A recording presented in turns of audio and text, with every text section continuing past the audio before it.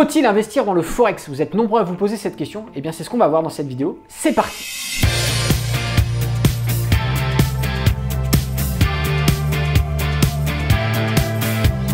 Bonjour à tous, c'est Alexandre, le trader indépendant, et dans cette vidéo, on va répondre à cette question. Est-ce qu'il faut investir dans le Forex? Est-ce une bonne idée? Est-ce une mauvaise idée? Eh bien, tout simplement, je vous propose qu'on en sache un peu plus. Alors déjà, le Forex, grosso modo, ça va se retrouver sur des graphiques, mais c'est bien plus que des graphiques, c'est en réalité ce qu'on va appeler le change monétaire. C'est-à-dire que quand vous convertissez vos euros en dollars, vous avez un taux de change, et parfois ce taux de change, enfin c'est même pas parfois, c'est constamment, ce taux de change est en évolution. Seconde après seconde, minute après seconde, le taux de change n'est pas identique. Ce qui fait que parfois, 100 euros, vous allez obtenir 112 dollars, parfois 110 dollars, parfois 114 dollars, ça va dépendre. Et parfois, quand vous retransformez vos dollars en euros, vous pouvez perdre un peu d'euros ou regagner un peu d'euros. Et donc, on va avoir des gens qui vont jouer sur le taux de change entre une paire de monnaies, donc entre par exemple le dollar et l'euro, et ils vont essayer de faire des allers-retours sur les périodes où le taux de change est à leur avantage pour générer de la plus-value. Donc, ils vont essayer de gagner de l'argent sur les transactions en passant de l'euro au dollar, du dollar à l'euro. Alors il y a des choses qui ont été beaucoup plus simplifiées, puisqu'aujourd'hui pour faire cela, un simple graphique, on achète, on vend, c'est fait. En quelques clics, on a transformé nos euros en dollars, dollars en euros, etc. On a un graphique boursier qui établit la valeur de la devise, enfin de la paire de devises actuelle, et donc c'est beaucoup plus simplifié. Cependant, il y a beaucoup de gens qui ont l'optique d'investir sur le Forex, alors qu'il n'est strictement impossible d'investir sur le Forex. Je vous explique. Quand on parle d'investissement, on parle de long terme. Quand on n'investit pas quelques secondes ou quelques minutes. On investit sur plusieurs mois, plusieurs années, plusieurs dizaines d'années. C'est de l'investissement. Sinon, on parle de trading. Dans le cadre d'un investissement, est-ce qu'on peut investir sur le Forex? Non, ce n'est pas possible. Parce que le Forex, si vous regardez sur du long terme, on n'a pas une progression d'une monnaie. C'est-à-dire que vous n'allez pas investir sur l'euro-dollar et, je ne sais pas moi, dans 2 ans, vous allez avoir fait plus 120%. Non, c'est pas possible. Puisqu'une monnaie contre une autre est constamment en combat et que sur le long terme, en fait, on va avoir un range, similairement un range. Ce qui fait que sur le long terme, une devise monétaire ne perd pas vraiment d'argent et ne gagne pas vraiment d'argent. En fait, on a en quelque sorte une évolution qui reste assez flat. Donc en termes d'investissement, placer son argent sur du Forex, eh bien vous revenez dans 5 ans ou dans 10 ans, vous n'avez généralement ni gagné ni perdu, ou alors très légèrement positif ou négatif. Ce qui fait qu'un investissement long terme sur le Forex est impossible au vu des fluctuations du prix de toutes les paires qui existent. À moins qu'un jour le dollar se casse la gueule et que l'euro prenne énormément de valeur face au dollar, oui pourquoi pas, mais jamais les États-Unis laisseront le dollar s'effondrer, et donc il y a toujours ce combat entre les différents États pour maintenir à un niveau intéressant leur monnaie au niveau international. Et donc c'est pour ça qu'on a un range constant sur les monnaies. Maintenant, il existe une façon de générer des profits avec le Forex, c'est ce qu'on va appeler le trading. Et là, le trading, c'est pas de l'investissement, c'est du trading.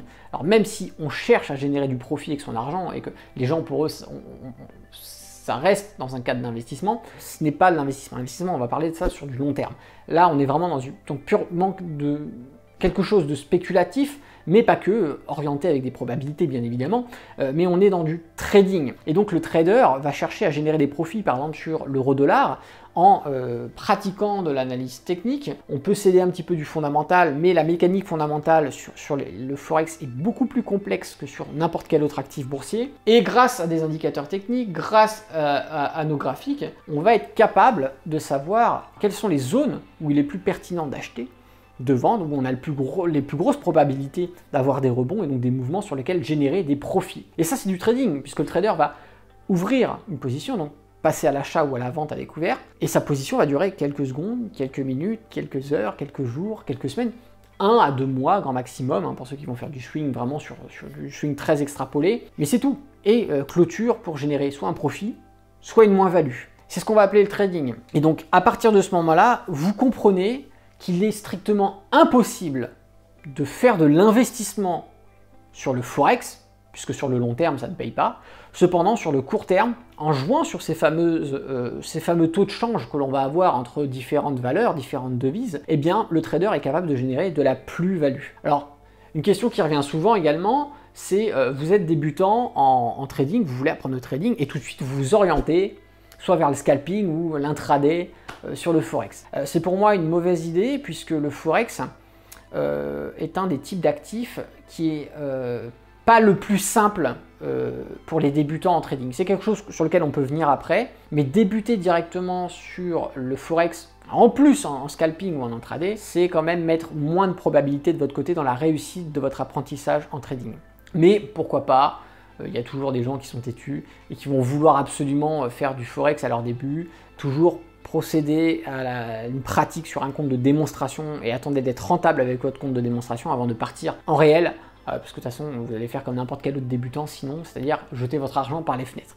Bien, maintenant une question qui revient également, c'est comment faire pour, alors on va pas dire investir sur le Forex parce que vous avez bien compris que c'est pas possible, mais comment faire pour trader le Forex? C'est simple, il va falloir passer par un courtier, ou ce qu'on appelle un broker également, qui va vous permettre de jouer l'intermédiaire entre le marché du Forex et vous, l'intervenant. C'est-à-dire que quand vous allez acheter ou vendre, vous allez passer votre ordre à votre broker qui lui va le répliquer et procéder au change monétaire de la devise en une autre et vous faire créditer sur votre compte la plus-value ou la moins-value. Vous retrouverez bien évidemment en commentaire de cette vidéo différents brokers ou courtiers que je vous propose et qui sont pour moi les meilleurs du moment. Il y a un avantage qu'offre le Forex effectivement, c'est que vu que vous passez d'une devise à une autre, vous pouvez théoriquement commencer avec n'importe quel montant, mis à part si vous êtes sur des courtiers qui vous imposent des lots minimum, etc. Mais théoriquement, vous pouvez décider de transformer 5 € en une autre monnaie.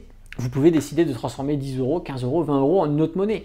Vous allez avoir le taux de change qui va s'appliquer, bien sûr des frais de transaction également, mais vous êtes susceptible de pouvoir transformer n'importe quel montant en autre montant. Alors bien sûr, il va y avoir des fois des exceptions sur les centimes, bien évidemment, mais c'est vrai que le Forex va avoir l'avantage de proposer sur la majorité des courtiers d'avoir un petit portefeuille et de pouvoir intervenir sur le Forex. C'est pour ça que beaucoup de débutants vont se tourner vers le Forex, c'est parce que avec un tout petit portefeuille, on peut faire des va-et-vient sur les marchés. Et en plus, les effets de levier qui sont proposés sur le Forex vont être beaucoup plus importants que les effets de levier proposés sur le marché des actions ou des matières premières, par exemple. Voilà, si vous avez des questions sur le Forex, si vous souhaitez rajouter quelque chose en plus dans cette vidéo, n'hésitez pas à le faire ici sous cette vidéo, dans la rubrique des commentaires. Et puis si vous n'êtes pas abonné à la chaîne YouTube, abonnez-vous également et activez la cloche, comme ça vous recevrez toutes les notifications sur la chaîne YouTube. Et si le trading ou l'investissement en bourse vous intéresse, en haut à droite s'ouvre une petite fiche, vous avez également le lien dans la description. Il s'agit d'une formation qui est totalement offerte et qui va vous permettre de savoir comment est-ce qu'on fait pour lire un graphique, là ce qu'on a derrière, comment est-ce qu'on sait s'il faut acheter, s'il faut vendre, donc que ça soit sur le Forex, sur les actions, sur les matières premières, la pratique du trading, les bases fondamentales, c'est universel, hein, ça fonctionne sur tout et sur tous les styles de trading et ce sont des choses à connaître. Et puis si vous souhaitez aller plus loin, je vous invite à aller voir le catalogue des formations pour rejoindre un cours qui est structuré avec des modules à suivre dans l'ordre afin d'atteindre vos objectifs le plus rapidement possible. C'était Alexandre, le trader indépendant. Moi je vous dis à bientôt pour une prochaine vidéo et d'ici là, tradez bien sur les marchés financiers. Ciao!